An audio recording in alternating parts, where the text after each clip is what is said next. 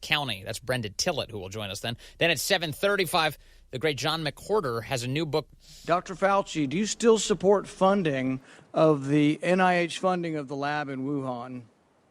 Senator Paul, with all due respect, you are entirely and completely incorrect that the NIH has not ever and does not now fund gain-of-function research in the Wuhan Institute of Virology. Do they fund Dr. Barrick?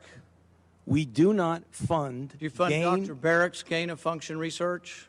Dr. Barrett does not doing gain-of-function research, and if it is, it's according to the guidelines, and it is being conducted in North Carolina, not in China. You don't think inserting a bat virus spike protein that he got from the Wuhan Institute into the SARS virus is gain-of-function? That is you would not be in the minority.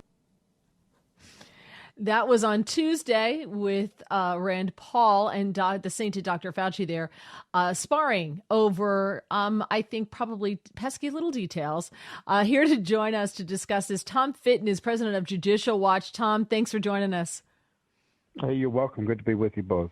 I'm sure you heard the parsing of words there with Dr. Fauci saying, denying that the doctor there was doing any kind of gain-of-function research. And then he said, well, if it is, then I'm sure it's being done by the guidelines. So he basically, as far as I could hear, Dr. Fauci did admit that there's gain-of-function research going on in the Wuhan virus virological lab, didn't he?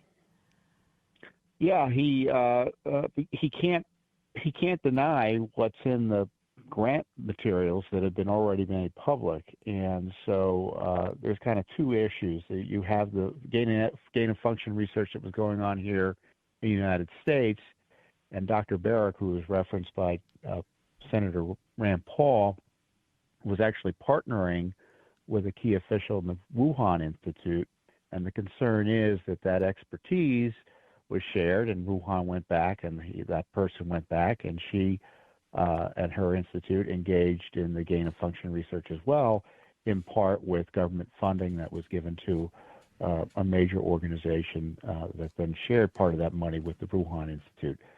Look, there's little doubt that Wuhan Institute was engaged in gain-of-function research.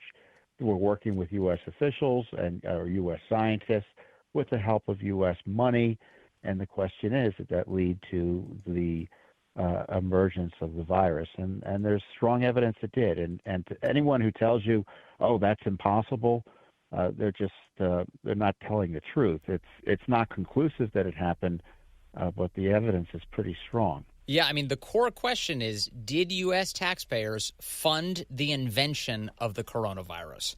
That's it. And how do we get to the bottom of that? I know Judicial Watch is trying to get some answers on this. How do we get them? Well, we began asking for questions back last year. Give us documents about communications regarding the Wuhan Institute, agreements and contracts, and the specifics of the funding. And we've been getting this. And what's interesting about this, we have another lawsuit that we had sued for records about communications with WHO about coronavirus out of CDC or specifically about Fauci and his top deputy. And we've been stonewalled. We've been getting documents which have been troubling.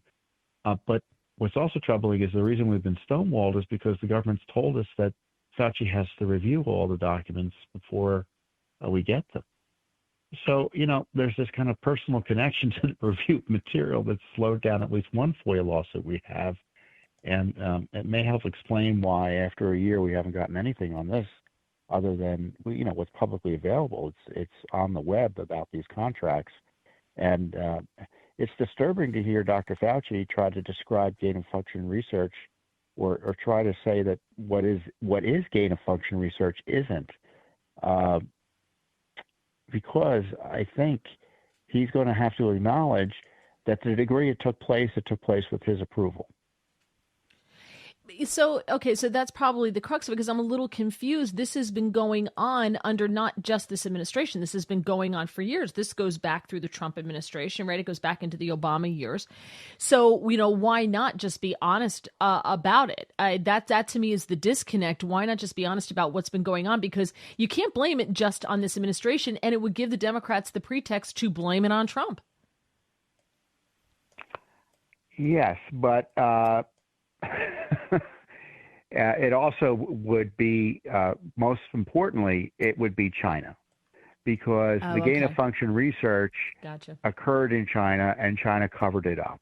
And if we had known the detail about what had happened initially, it might have helped with the response and saved lives, which is what we're supposed to be all interested in doing. Yeah, and there's a lot of money on the line too. There's the scientific community that has benefited from an open tap would like to see that going. So the last thing they want to do is be like, oh, it turns out souping up viruses to make them more infectious has no discernible benefit to humanity, and actually sometimes works against us.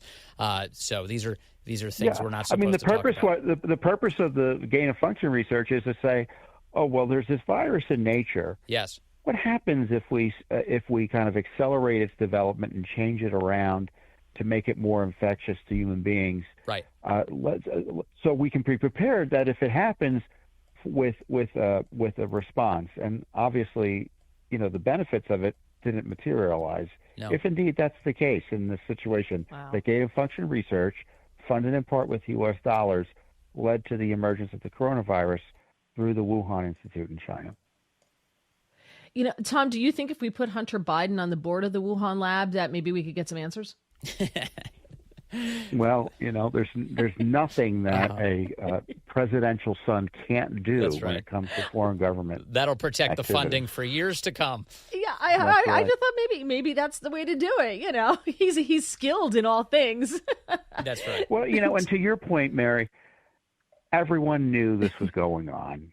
They knew immediately. They jumped at anyone who raised questions about this. It's a small world, as Vince highlighted in this community. They all knew what the funding's about. They all knew who's researching what. And this is what's so frustrating about the media coverage of this. Most experts who saw this, I would suspect, when they saw what was happening, they immediately said, I wonder if this is the basis for it.